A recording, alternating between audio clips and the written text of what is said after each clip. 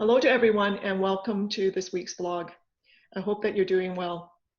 When I think about the many reasons for our early successes in managing the COVID-19 pandemic, they all have one thing in common, and that's preparation. We're a proactive organization that doesn't just plan for today and tomorrow. We're always planning ahead of months and even years ahead. We're regularly modifying and updating our plans to ensure that we're ready to address anything that we can anticipate. So it should come to no surprise then that our people portfolio is looking ahead to how our teams will work together for the second half of 2020 and into the next year, anticipating we'll still be managing the pandemic while trying to keep Albertans and each other safe. So as part of this preparation work, we recently posted the COVID-19 Relaunch Playbook, which you can now find on the COVID-19 homepage on Insight. The playbook contains information and resources to ensure proper safety, cleaning, and physical distancing measures, which we know are being implemented consistently across AHS. And the playbook is designed to be flexible. Whether your team has remained on site throughout the pandemic, whether you're planning to return to the workplace or continuing to work remotely, we want to ensure that you have the resources you need to feel safe, valued, and included at work. So with me today to talk about the playbook are Todd Gilchrist, Vice President for People, and Brad Dorohoy, Senior Program Director of Talent Management Strategies. So thank you to the both of you for joining me today. So Todd, I'm going to start with you and ask you, what are the reasons for developing the playbook? And for our staff who haven't had a chance to actually look through it yet, what can they expect to find? Yeah, thanks, Verna. We created the playbook because we were hearing questions and still are from our leaders and staff about what does the relaunch strategy, how does the relaunch strategy bring itself to life within AHS as we see government, gearing up and opening up through the different phases. We wanted to create really this source of truth, this go-to single source of truth for information and resources that really works to, as you said earlier, ensure the safety of our staff, the cleaning and physical distancing measures that need to be implemented consistently across AHS so that as we either bring people back to facilities that they've left or in facilities where people remain, that we can do so safely. The focus of the playbook is to really guide leaders on what they and their teams are responsible for and really should consider during the relaunch. But beyond that, there's also additional resources in there for staff. And I'd like to just highlight a few of the things that are in the playbook. So we have information to support leaders with capacity planning and staffing decisions within their own facilities. So as you're looking to bring people back, how do you go about that? We have information on cleaning requirements. In many cases, the cleaning in facilities is going to be a joint effort between our environmental services colleagues and the staff within the location, but especially when it comes to common areas and high touch areas, we're going to need more than, of course, just our regular staff and practices. It includes information on physical distancing and PPE requirements in the office setting. As folks would know, when we're not able to maintain that appropriate social distance, the current guidance is that masks need to be worn. And those masks will be provided by AHS and they'll be coordinated on the facility by facility basis with support of our colleagues in contract procurement and supply management. And then finally, the playbook will talk about our relaunch ambassadors who are a point of contact for a team, any team, or a group or floor of people to be able to turn to for support and reinforcement and questions at the facility level as they move forward. Over to you, Brad. So we know that some staff may be returning to their workplaces soon, but it's also important to acknowledge that many of our staff have continued to remain at their sites throughout the pandemic. And there are other staff who continue to work remotely for the time being. So how does the playbook apply to these three different groups? Sure. Thanks, Verna. I think the first thing we would acknowledge is that, with the diversity that exists within AHS, not only in the people, but also in the, facilities and the clinics and the sites that exist, that there really is no one size fits all approach.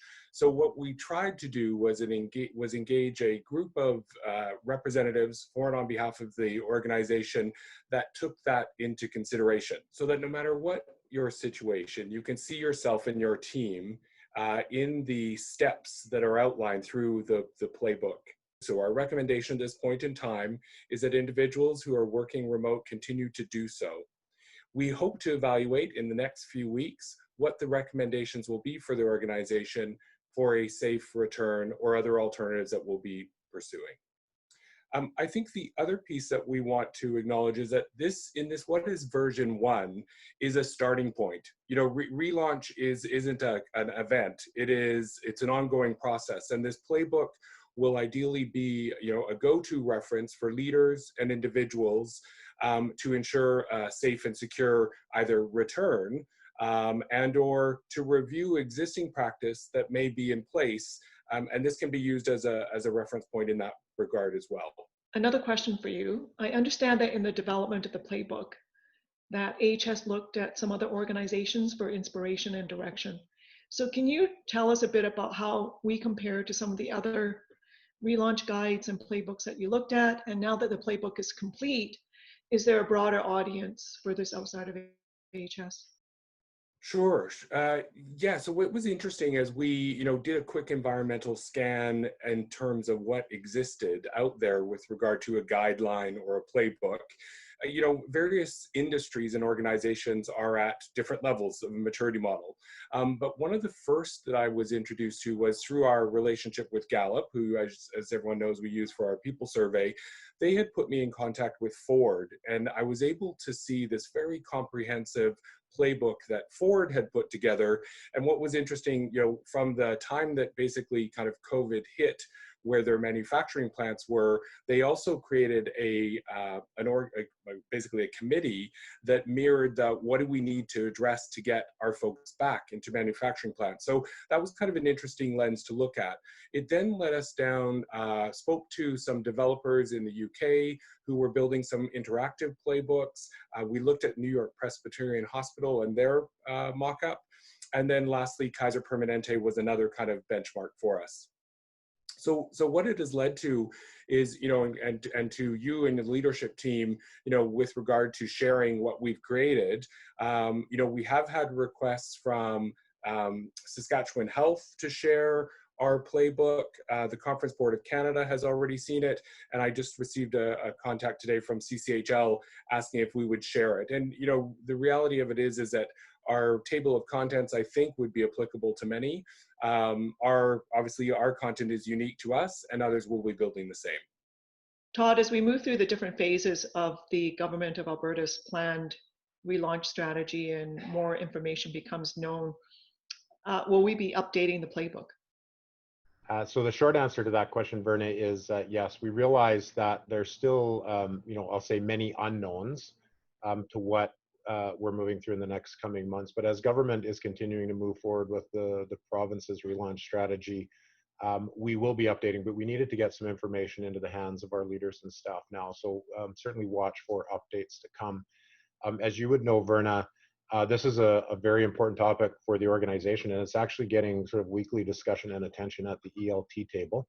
And so we would anticipate that we'll have a quick turnaround on any updates that are required, and certainly give our commitment to our leaders and staff that we will share more information and get that playbook updated as we learn more and as those updates become available. Would certainly encourage anybody that might have any questions or anybody that would like to see anything added, information added to the playbook, to please reach out to our team at covidrelaunch@ahs.ca.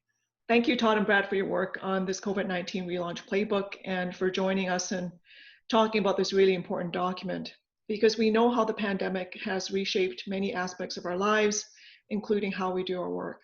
I'm really proud of the way that you've all risen to the challenges of responding to this pandemic, and I want to thank all of you for your hard work dedication, and flexibility over the past few months as we move towards a relaunch. And for those who are returning to the workplace and those who continue to work on site throughout our response, we know that the fight is not over and that we have to remain vigilant.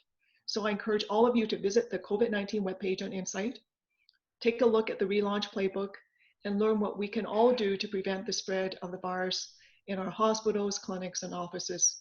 Because at the end of the day, we are in this together. And that includes doing all that we can do to make sure that you feel supported, healthy, and safe in the workplace, and so that you can strive to be your best every day. So thank you for all that you do. Thank you for watching. It's Father's Day on Sunday, so I wish all the dads and father figures out there a wonderful weekend. And I'll see you next week.